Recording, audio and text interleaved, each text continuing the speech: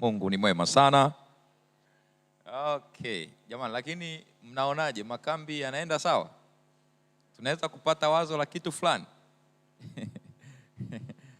Wana kuaga na tatizo moja, nafikiri wakati wa kufundisha unatakiwa kufundisha vitu vyote saa hiyo hiyo. Hilo ni kosa. Sasa kwenye hii mada ya pamoja, tuna vijana, tuna watu wazima, alafu inasema ujasiriamali. Kwa ukweli ningekuwa tu ninaweza kutawala ratiba yangu binafsi, ningesema niendeleze masomo ya uongozi. Kwa sababu hapa tuko kwenye chuo cha uhasibu. Kuna watu hapa hayo ndio mambo yao, wazee wa makabati, debit and credit account, how to prepare a balance sheet. Wanajua hayo mambo, ameyachukulia muda. Hata kama ni mwanafunzi wa mwaka wa kwanza, tayari ana orientation ambayo yumkini sinayo, lakini basi ninatumia uzoefu mdogo nilionao kama mchungaji. But I also did denominational accounting. Nilijifunza na mwalimu fulani ambaye alikuwa anatoka Kenya. Kwa hiyo how to prepare a financial statement tulifundishwa, na ndio maana naweza nikafanya auditing kwa haraka haraka hii ya sadaka na nini, mwazini, mapato na matumizi yanakaa sawa. Je, umetumia pesa nje ya benki? Nasema usitoe hela ya matumizi ya kanisa kama haijatokea benki. Kwa hiyo nikichukua statement najua hii imetoka, hii imeingia, na hii ndio iliyokuwa ya jumla. Na huku kwenye taarifa ya mashemasi ikoje? Does it balance? Nasema in balance sheet. Sema mwazini, hebu tueleze hapa, kuna pesa ulitoa ambazo haziko, mbona hapa sheet haijawa balanced? Well, a bit of orientation, lakini siwezi kuwa vizuri kama ninavyosema kwenu nikiwa nimeeleza kanuni ambayo haitakuwa imeakisi maana halisi kwa sababu ya kujali professionalism. Basi ni kwa sababu na mimi bado ni mwanafunzi, naendelea kujifunza. Nitakuwa naongelea habari ya mtazamo wa Biblia katika ujasiriamali, lakini nitaelezea kanuni chache za ujasiriamali ambazo nimejifunza kwa uchache. Kwenye darasa la wanandoa nilipojifunza wale watu niliokuwa nao, nikagundua kwamba mimi nafahamu, lakini kuna wanaofahamu zaidi. Kwa hiyo mwenyekiti nikabaki kuwa mimi, mamlaka hayo nimepewa katika juma hili, lakini moderation tunafanya co-moderation na walimu wenzangu, na darasa ni tamu. Jamani, Bwana asifiwe sana. So law of maximization ni kanuni ya kufanya kitu ulicho nacho kiweze kuwa na thamani zaidi. Okay. Naweza nikatafsiri kwa haraka hivyo kulingana na hiyo ni definition, sijui ni ya kwangu au ni ya mahali fulani au ni tafsiri ya neno. Unaweza usiniambie kwamba sasa umeipata wapi hiyo, wakati fulani vile unavyoelewa inaweza ukafikiri kumbe kinaweza kuwa kitu sahihi. Wazo.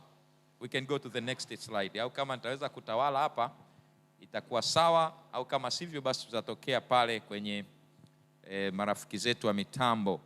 Ijapokuwa tutaenda kadi tunavyo ona hapo kwa urahisi. Sasa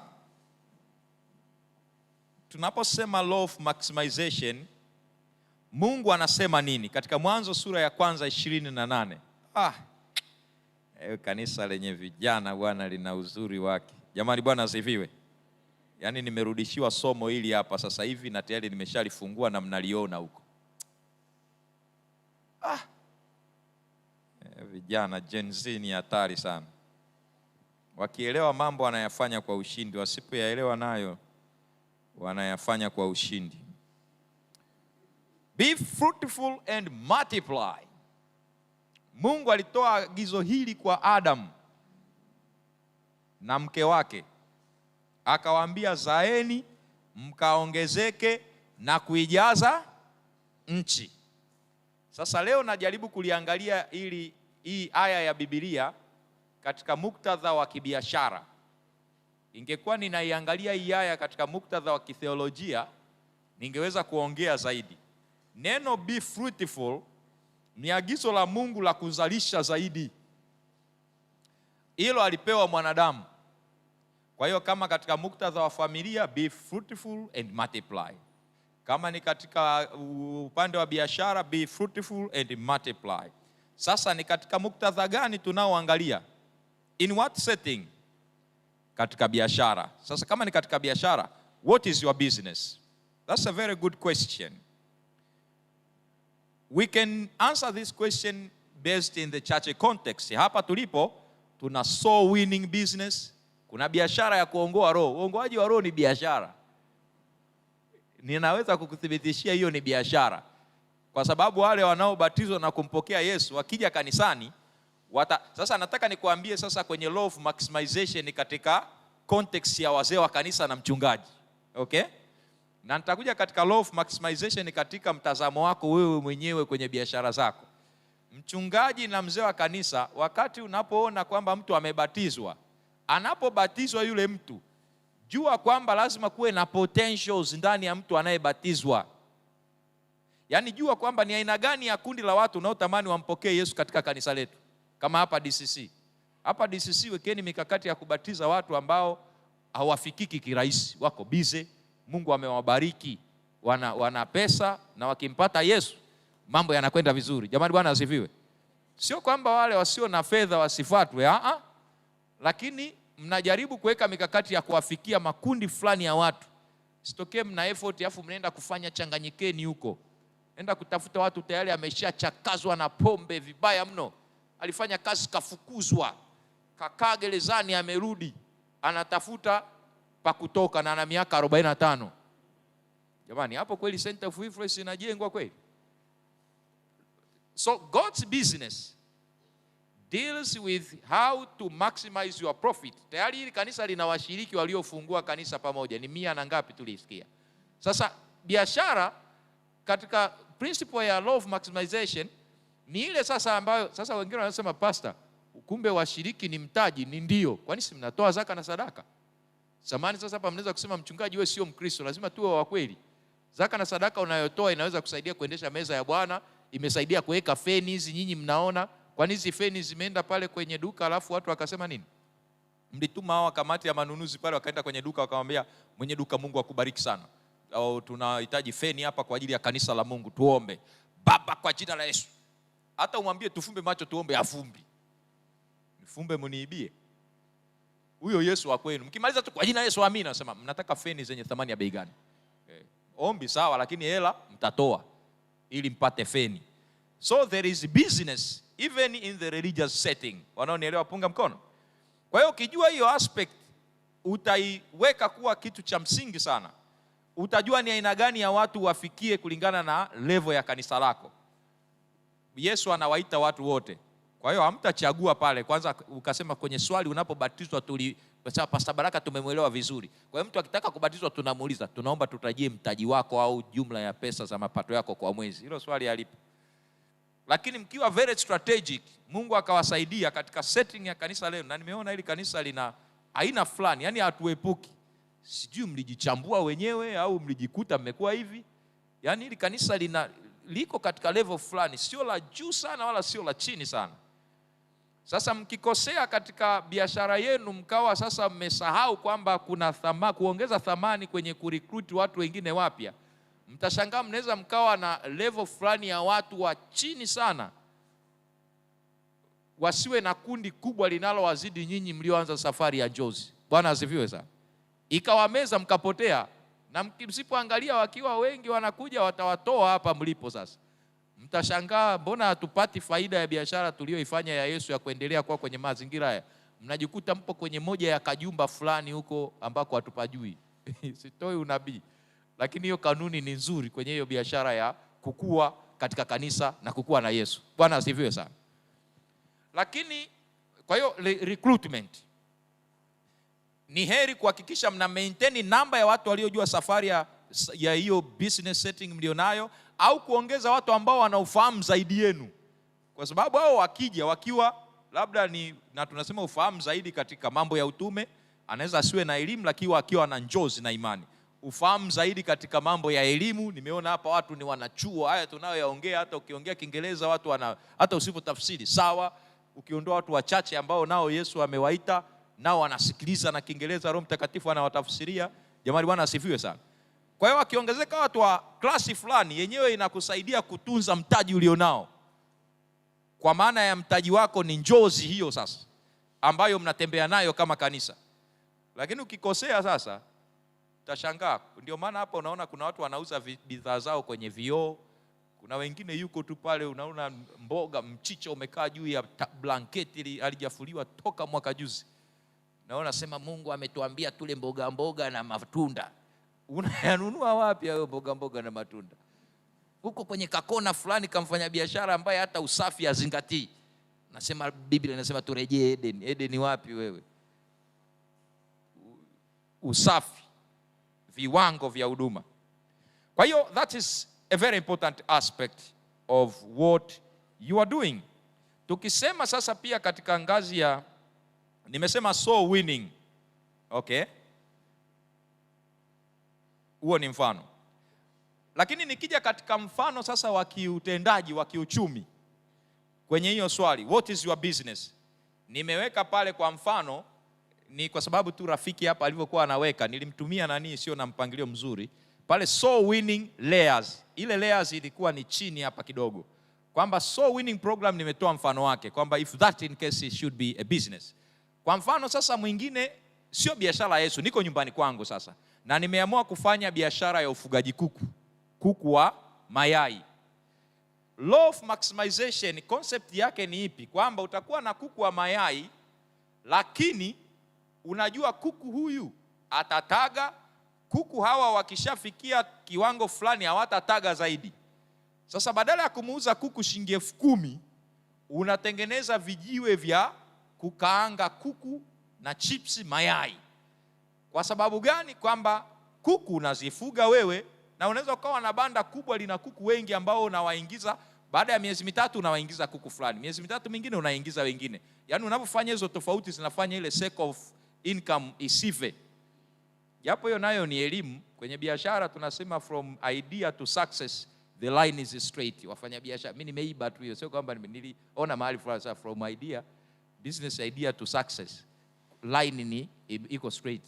Kwenye implementation of hiyo goal utakuta umeenda huku, kuku amekufa na sijui ugonjwa, chakula kimeisha, huna hela. Kwa hiyo navyoongea usije ukawa excited. I'm not a public speaker to make you be excited then you mess up with what I'm talking about. No, kanuni zinazingatiwa hizi. Ijapokuwa niliwaambia kwamba kwenye hiki kitabu cha Shabani hicho andika, kuna sehemu nimeandika uzoefu wangu. Kuna wakati nilijifunza kufuga kuku wa nyama, nikaingia kwenye hasara ya millions of money as a pastor. Na hili ni tukio ambalo limetokea wakati fulani nikiwa mchungaji hivi, kwa sababu ya kujifunza. Kwa hiyo ninapofundisha hivi, mimi sikumotivate, isipokuwa na kueleza opportunities ambazo utatulia, utafanya study ili ufanye kwa akili timamu na Roho Mtakatifu. Sema amen. Maana usije ukafikiri hapa ni motivation speaker, sio? Usikolopuke, utapoteza pesa. Kwa hiyo kama unafuga kuku wa mayai, umewaweka miezi mitatu, umeweka mitatu mingine, umeweka mitatu mingine, umeweka na mitatu mingine, ndani ya mwaka ile miezi ile awamu 4 zina circulate. Kiasi kwamba wa kwanza wakifika umri wa kutozaa zaidi unawatoa. Sasa badala ya kuwauza shilingi 10,000, unauza mayai, wakati huo una vijiwe fulani ambavyo vijana umewaweka pale wanakaanga chips. Kwa sababu Dar es Salaam viazi havikubali, unaagiza kutoka Mbeya au Arusha au sehemu wanavyolima. Kwa hiyo wale wanavyokaanga chips, kuku haununui kwa mtu mwingine. Badala ya kuku kumuuza shilingi 10,000, maximization of profit inakuja kutokea kwenye yule kuku umemchinja mwenyewe, unamkatakata. Ukisema chips kuku, badala ya kuuza chips kavu shilingi 2,000, na kuku ambayo ungemnunua shilingi 6,500 ukamkatakata ukapata faida shilingi 3,000, una kuku ambaye wewe mwenyewe ulimnunua kama kifaranga na alishakuletea faida ya mayai. Walionielewa punga mkono. Na sasa ile faida ya mayai iko pembeni kule, mayai yanajiendelea kujigenerate, lakini tunadili na wewe kuku mwenyewe sasa hauzai sana. Sasa kukutoa kwa hasara, hatukutoi kwa hasara, tunataka tu multiply value yako. Tunakufanyaje? Tunakuchinja we kuku. Sasa wengine wanasema, mbona ni mkatili sana? Kwa nini uchinje kiumbe aliyomuumba Mungu? Basi nenda kanunua waliochinja wenzako. Kwani kuchinja kuku au ng'ombe sasa utamlaje bila kumchinja? Kachinje kale kakuku kana katwa. Kuna utaalamu wa kukata kuku. paja, kwa sababu wale kuku ni wa kwako, kata paja kuanzia huku zima kabisa, kubwa, likaange vizuri. Na kidali, usikate kidali unakinyimanyima, weka vizuri. Alafu naambia hiki kidali ni shilingi 3,000. Mguu ni shilingi 2,500. Vidali viko viwili ni 7,000. 2,500, 5,000. 7,000 jumlisha 5,000 ni shilingi 12,000. Hapo bado hatujapiga hesabu ya maini na filigisi. Maini na filigisi tunaweza tukazikusanya kwa pamoja na tukaweza kuziuza kwa kilo, kwamba kilo ya filigisi ni shilingi 5,000. Na hivyo kwa sababu kuku wako wengi na vijiwe vya chips ni vingi, unavyozikusanya wale wanaopenda maini na filigisi ya kuku watachangia shilingi 5,000. Au ukizikaanga basi unaziweka kwenye mshikaki maalum, unasema mshikaki huu unauzwa shilingi 1,000. Umejaa mishikaki, umejaa maini na filigisi safi. Na kuna watu wanapenda kushika mshikaki pale, anakula huko anaongea stori za maisha, lakini amesha kuchangia shilingi 1,000.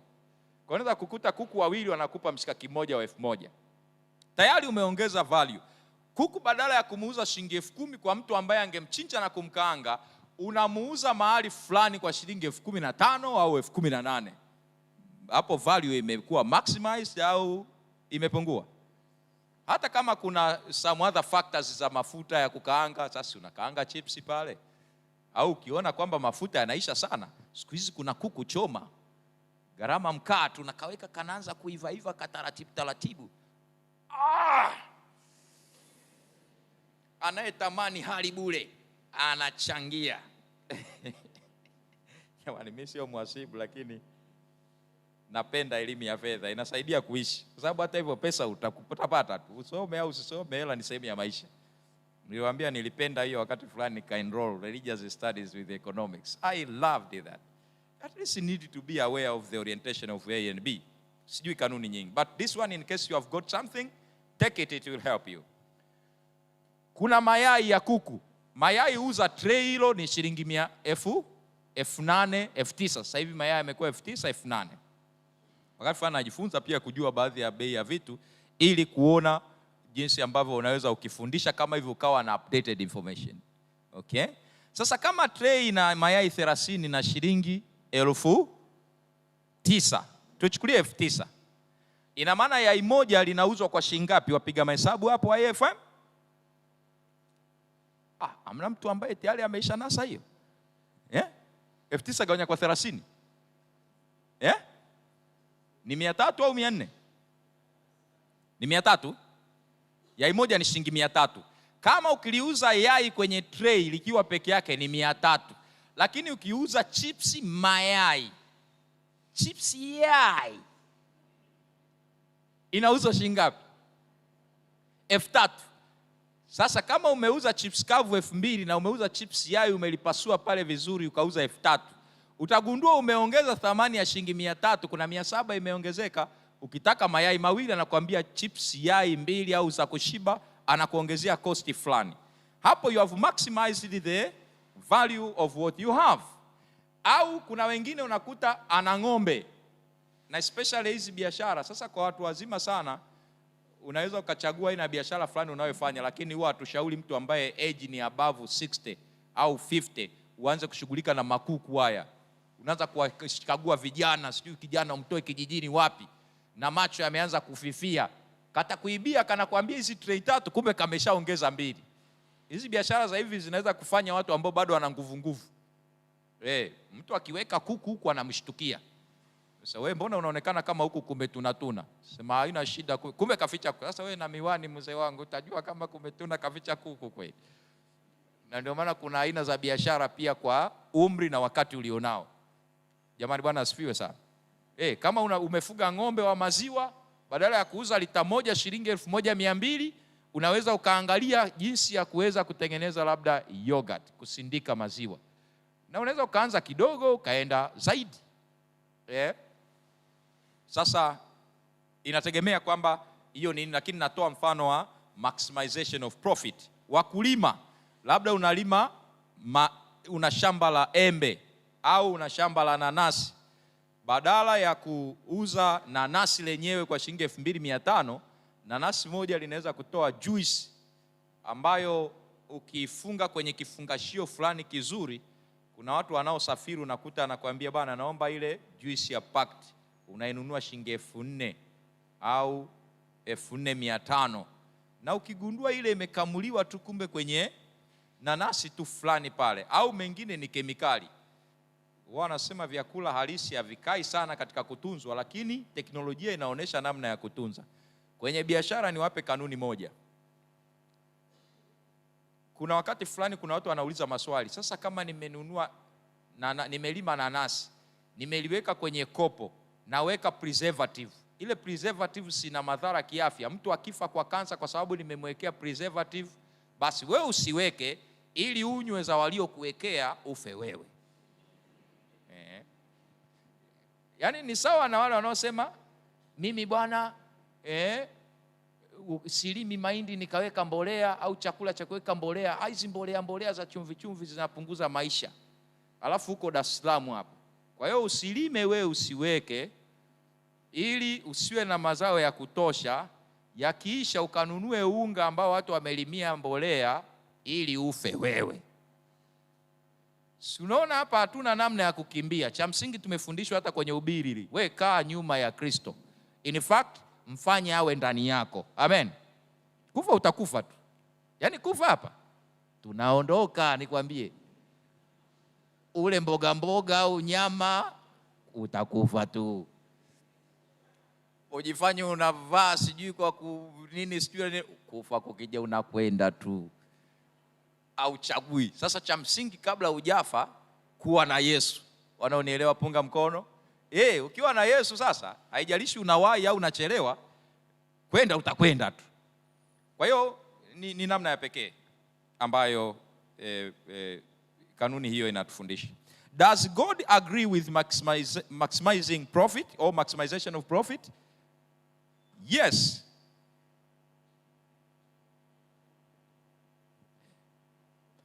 Proverbs chapter 13 verses 11 says, dishonest money dwindles away, but whoever gathers money little by little makes it grow. Pesa ya kutafuta kwa papara inapotea, haiwezi kutunzwa. Lakini yeyote anayekusanya taratibu taratibu akiziweka pamoja, anazifanya kukua. Jamani, Bwana asifiwe sana. Ninyi wenzangu tulioko chuoni, ubaya wake ni hivi. Kwa mtu mzima asipozingatia umri wa mtu, anaweza kusema hawa vijana hawaoni fursa kabisa. Ni kwa sababu wewe ulipita umri huo na wewe ukiwa una mess up kama sisi.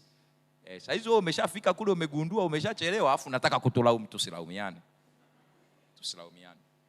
Unajua hizi fursa zinategemea pia experience. Hizi tunasema opportunities, okay? Mimi sasa hizi ndio kwanza bado niko na masomoni. Kabumu kakija nako ninunue mavazi, nilipe stationeries si nini, akatoshi. Ijapokuwa kuna wengine majasiri, mimi niwaambie kama mimi hivi, watu wanaonifahamu you can testify. Mimi hata ninavyovaa, there are times I don't care kwamba utanionaje. I care of what I want to aim in my goal. Na nimeishi hivyo miaka mingi. Usifikiri nakwambia nimefanikiwa kusoma si kufanya nini, nimefanikiwa kufanya kitu fulani, there is a sacrifice. These pastors who knows me well, they can tell you by even telling who Pastor Baraka is. Kuna nyakati siwezi nikanunua nguo ya gharama fulani ili niweze kufikia lengo fulani. Na hiyo ina maana gani? Ishi maisha ukiwa unakuwa na determination. Kwa hiyo kama bumu limekuja pale na una mahitaji mengi, keep the principle. Little by little makes something great. Jamani, sisi tunaelewana vizuri. Jifunze kutunza akiba. Niliona kwenye social media kuna mama ameshare mtoto wake wa sekondari. Sijui ni form 1 kale katoto au form 2. Akawa amekarekodi. In fact yumkini alifurahia kile kitu ambacho mtoto wake alikifanya. Akanambia, wewe mtoto wewe, yani mimi nakutumia hela alafu wewe unatunza. Akasema ndio mama. Akasema unatunza wapi? Akasema natunza benki. Benki? Akasema ndio, nina account CRDB. Mtoto wa form 1. Akasema hiyo account umeifunguaje? Akasema walikuja watu wa benki, walimu walikuwa wametufundisha elimu ya fedha na jinsi ya kujitunzia akiba, wakakubali kutufungulia account. Akasema kwa hiyo una kadi? Akasema mimi na kadi hii hapa mama. Hela unapata wapi ya kuweka? Akasema si unanipaga shilingi 5,000 ya matumizi. nachukua 1,000 nakaa nayo 4,000 naweka kwenye kadi yangu. Na hata sasa hivi na shilingi 15,000 aliaccumulate. Sasa mzazi alishtuka kwamba mtoto ana account, lakini alirelax kwa sababu walimu walimsaidia na benki wameweka mfumo huo. Akasema, mwanangu, sasa nitakuwa nakupa hela, ikizidi uitunze, jifunze kuendelea kuitumia vizuri. Mzazi akafurahi, akaichukua ile kitu kama chanya. Sasa niwaambie hata wanafunzi wenzangu kwamba ukiwa chuoni usije ukatekwa na maisha hivi hivi tu. Kuna pesa tunakuwa nazo. Ile pesa ndogo unayoipata, usione wenzako watakucheka kwa sababu huna nguo zinazoweza kupatikana na watu fulani wanaweza kuzipata bila shida. Kila mtu ametoka kwenye familia fulani. Usijifanye kuiga familia ya mtu ujue alikotoka huko anaishije. Kuna wengine wamekuja na nguo na wanaletewa nyingine, wewe unanunua mwenyewe. Unajua Mungu alitupa maisha yanayofanana. Kuvaa kila mtu anavaa. Nawaambia, yani kila mtu anavaa, ila anavaa nini? Hapo ndio tunapotofautiana. Kuvaa ni kitu rahisi sana, don't take it serious. Ninavyoongea hivi kuna watu wengine wanathaminisha hapo. Sasa tunaona, na ni kweli. This one ilikuwa ni 15,000 nimenunua hii. Hii tai ilikuwa ina bei kidogo, kwa sababu wananunua za 2,000 na zinanitoa vizuri. Lakini sasa nilibananishwa sehemu ikawa ni sehemu ya sare, nikainunua 10,000. Roho iliniuma, lakini nilitaka umoja na wenzangu. Shati yangu hii sijikumbuki hata sijui nilipataje. Wakati fulani kwenye makambi tunapewa zawadi, wapi unapewa zawadi unani. Lakini suruali hii nilinunua na nilimuomba kakaangu, wakati fulani yeye anafanya kazi za kutembea minadani. Kwa hiyo nikiwa na pesa nampa, naambia kaka, ukiona suruali hizo nichukulie. Akanipa taarifa kwamba ameinunua shilingi 6,000. Nisingewapa taarifa ya nilivyovaa, mngejua nina thamani kiasi gani. Sasa kwa nini mnaniona babu kubwa? Kwa sababu niko ndani ya Kristo. Yesu yuko hapa, mimi niko nyuma yake. Haleluya! Ananifanya nang'aa, ananifanya kuonekana mtu wa maana, ananifanya kuwa na hiyo, ananipa ujasiri. Haleluya! Kuwa na Yesu, yani unakuwa tu mtu hivi, anakufanya kuwa wa thamani. Jamani, Bwana asifiwe sana. Ni kweli huwezi kumiti kila kitu. Sasa inategemea wewe kipaumbele chako ni kipi. Kama unataka watu wakuone wa maana na hela mfukoni, huna, endelea. Unaonekana mtu wa maana, alafu ukiambiwa bwana naomba nisaidie 200,000, huna hata shilingi 3,000. Kuna siku mimi na mke wangu ni marafiki sana, watu tunataniana sana. Kuna siku nimetoka nyumbani, afu siku nilipiga suti inayofanana safi, alafu kulikuwa na tukio pia la harusi, nimefunga ndoa vizuri. Kumbe pesa ya nauli nimeacha nyumbani, na kwenye simu hakuna salio hata 100. Sasa siku hiyo ilikuwa ngumu sana. Nipoongea naye akacheka kweli. Sasa baba mchungaji unafanyaje? Lakini huwa anafahamu kwa sababu yeye in fact amesomea masomo ya uhasibu na anaweza kutunza pesa mahali fulani. Akanisaidia kwamba basi kuna akiba sehemu fulani nitakutumia. Itakufaa. Ninasema nini? Kuna wakati unaweza kuwa na muonekano tofauti na ulivyo. Usijipeleke kwenye viwango ambavyo sivyo vyenyewe. Mimi kwa sababu ni mchungaji tu nalazimika kuishi kama celebrity kwa ajili yenu.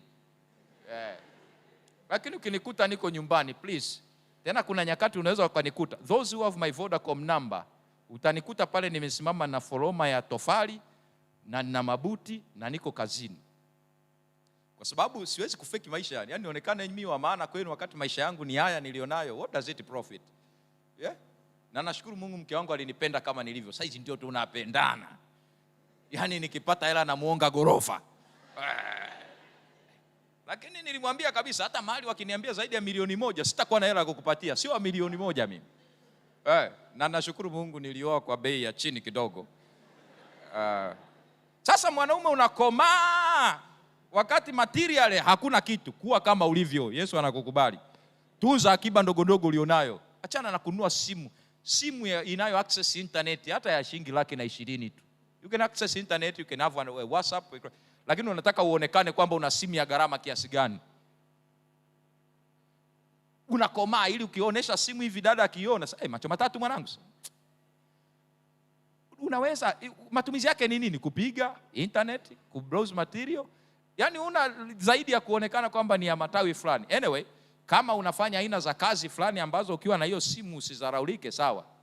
Hiyo mimi nilishindwa hiyo. Nilikuwa na simu moja inaitwa Oppo. inapasuka kila wakati. Hata nikiitoa hivi naongea hivi, kuna wakati fulani unakuta hata waumi na mchungaji, simu yako hii? Sasa yangu wewe, kwani inakuhusu nini? Natamani kama ingetengenezwa hapa. Sasa mimi wanajua mtu kama umeona simu yangu imepasuka, utamani uitengeneze. Wewe ungeenda ukachukua box la simu, pastor, sadaka yangu ni hii. Sasa unaniambia tu imepasuka. Wewe unajua mimi nainunua kwa shilingi ngapi? Unajua mimi nafanya lengo gani? Wakati huo natunza pesa kwa sababu najua umri wangu sasa natakiwa niwe nimeshajenga nyumba. Nikifa mke wangu na watoto wataishi wapi? Those are the good questions.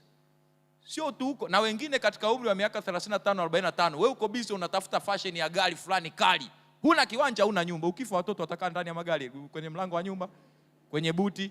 Learn how to maximize. Keep the money, then make it multiply. Jamani, Bwana asifiwe sana. Yaani sijui hata ni namna gani ambavyo tunaweza kufanya yakaweza kutusaidia. Usije ukabebwa na fashion za mtaani. Unajaza mafuta tu kila saa, mafuta tu ya gari. Unashangaa ile ya mafuta ya mwezi ingekutosha ukaspare kununua angalau tofali kadhaa zikawa pale site. Hii mimi wanaisema kabisa. In fact namshukuru Mungu hata waumini ninao wahudumia, they know their pastor very well. Yaani mimi ukinikuta naepuka tu kupanda bodaboda, lakini kibidi napanda. Kwa sababu unaweza kutoka hapo kaenda mbali kabisa, Buku Jelot. Mbali kabisa. Tena hivi kubolt mpaka unashangaa. Yaani nakupeleka mbali, isipokuwa tu riski ni kubwa kwa sababu ya barabarani. Kwa hiyo natafuta bajaji. Bajaji angalau unakaa pale. Nikitumia bajaji ninatokea Kibaha mpaka nifike City Center hapa, mafuta sio chini ya shilingi 70,000. Gari ninaloliendesha hata kama ni zee linatembea matairi yote manne. 4-wheel drive, wana hata kama hamna matope. Sasa nikija nikasema okay, people should know that I have a car, at least luxurious, I'm a celebrity. Ninaishi kwa lengo lako. Mimi kule nyumbani nina ujenzi. Gypsum nilizoweka hazijaisha kuweka. Malumalu ina budget ya kuweka. Hiyo pesa ya kukufanya wewe unione na gari na kwamba ni superior. Si unaona tayari nimeshaweka kwenye hardware huko, nimechukua gypsum na tiles. Jamani, Bwana asifiwe. Tunza wakati huo unatawala, yani fanya kikue. Ili ufanye kikue, punguza matumizi yasiyo ya lazima. Kwani unaweza ukapanda daladala tu japo inadharalisha. Kuna siku uko kwenye daladala na mko square, so mzee bana pale. Unakuta umeshika pale bomba na mnaye afu mpo huko na mke wa mtu kwa mbele hapa na huku yuko hapa. Sasa lakini Mungu huyu aibu, lakini nakushukuru kwa sababu pesa yangu naitumia kwa namna ya maana. Unafika nyumbani umeendelea na mambo yanaenda. Kwa hiyo na nilishajipa kichwani kwamba in case nikionana na muumini niko kwenye daladala, yeye naye yuko kwenye daladala na mambo yake, na mimi niko kwenye daladala na mambo yangu. Kila mtu afuate business zake. I spare so that to reach my big goals. Wanaonielewa punga mkono. Hiyo ni kanuni ya Mungu. Sasa weishi ufurahishe watu afu ufe tuje tukuone nyumbani kwenu. Kuna wengine wataogopa kupelekwa vijijini hapa. Before we finish with these 2 minutes, story of the talents.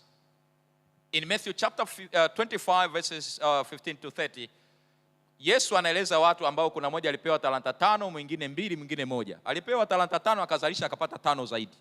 Aliyepewa 2 akazalisha akapewa 2 zaidi. Aliyepewa 1 akaifukia. Kitu gani kilitokea? Aliyepewa 5 wakati bwana wake amerudi akamwambia umefanya vizuri. Mwenye 2 umefanya vizuri. Mwenye 1 akasema wewe ndio miongoni mwa watu. You are a very good example of bad people.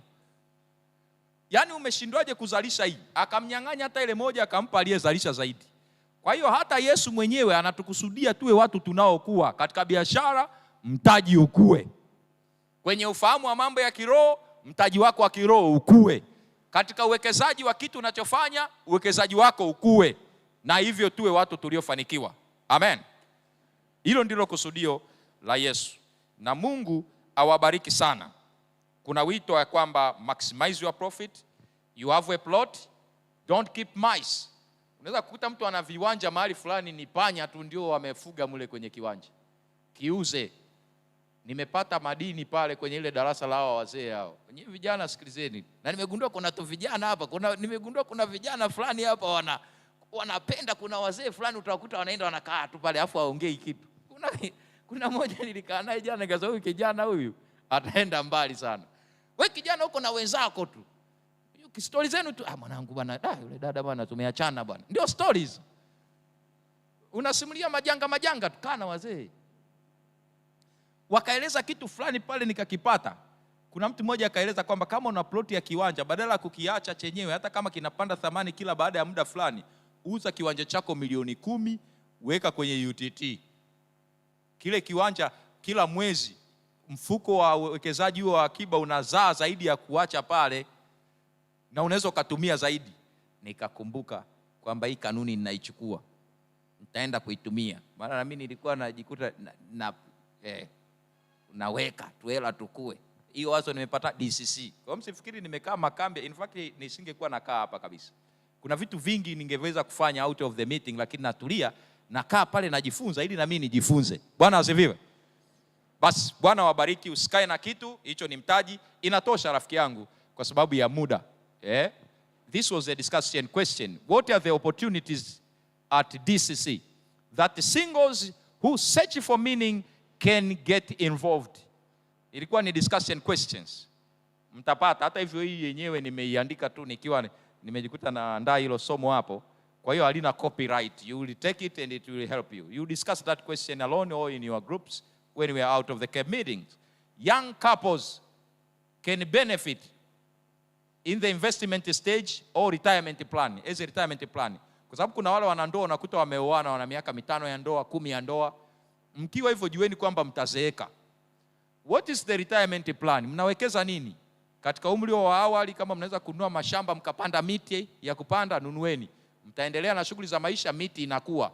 Wakati mna miaka 15 au 20 ya ndoa, miti imekuwa, iko katika wakati wa kuvuna, mnavuna. Thamani ya pesa inaongezeka kiwanja chenu, mnapanda miti mingine. Au umefika umri wa uzee, umeuza miti yako, unakuwa mmoja wa wazee fulani wanaozeeka vizuri. Retirement plan. Seniors, wazee sasa hawa. Discussion question.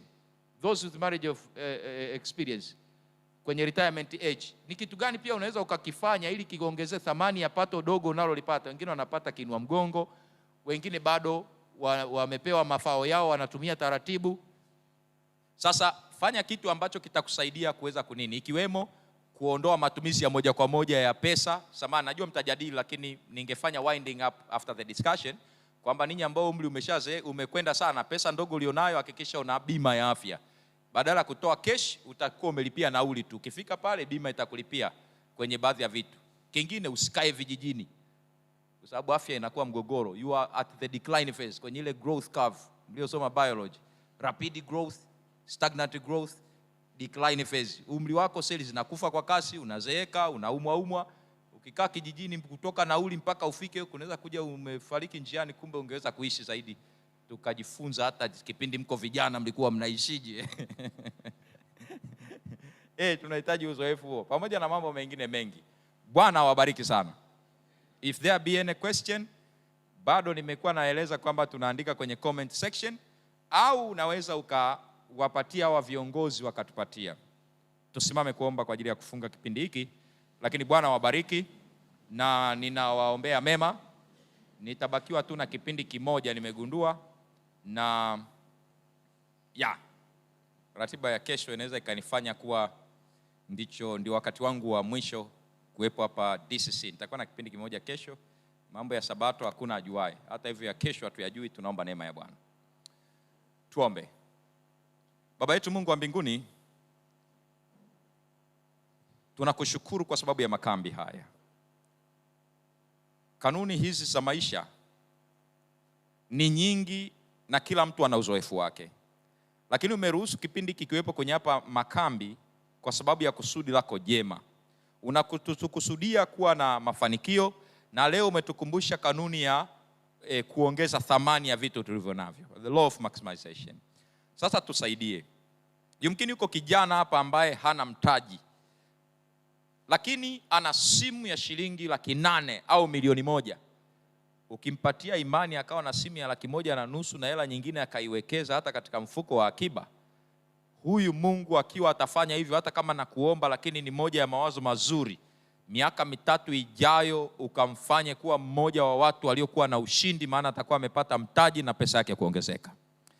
Lakini wengine watakapotafuta pia kitu cha kufanya kidogo ulichowapatia ili wafanye kikue zaidi, ninaomba tangia sasa katika njozi usiku waoneshe jinsi ya kuongeza thamani ya vile ulivyowapatia, thamani za karama zao, thamani za malengo katika utekelezaji wa malengo makubwa, ili Bwana wale walio na level fulani ya kiuchumi sasa, miaka 3 ijayo wakawe na uchumi uliokuwa mara 3 zaidi kwa utukufu wako. Wenye maduka yenye mtaji wa shilingi milioni 5, Bwana miaka 3 ijayo wao wana mtaji wa zaidi ya milioni 15. Wenye ajira ambazo wanapata kipato cha shilingi milioni 1.5 kwa mwezi, wasaidie kuongeza biashara au shughuli ambayo haitachukua muda wao wa kazi, itakayoongeza tena thamani yao miaka 3 tangia sasa, wakawa na biashara watakayokuwa wanaingiza shilingi milioni 4.5 na zaidi. Tunajiachilia kwako kwa sababu wewe Mungu ni Mungu unayependa ongezeko la thamani. Na ndio maana Yesu ulitoa mfano wa ongezeko la thamani. Epusha magonjwa, epusha misongo ya maisha inaweza ikatufanya tusiingie kwenye shughuli za uzalishaji. Tuondolee mawazo yasiyotupeleka popote, mawazo ya kupenda luxuries ambazo zinatugharimu tukaishi kwa kipato chetu, lakini tusiishi kwa namna itakayoaibisha jina lako, bado tukaweze kufanikiwa kwa kuwa na elimu hii ya kujitunzia kidogo kidogo, tukafanikiwe katika jina la Yesu. Amen. Bwana wabariki sana.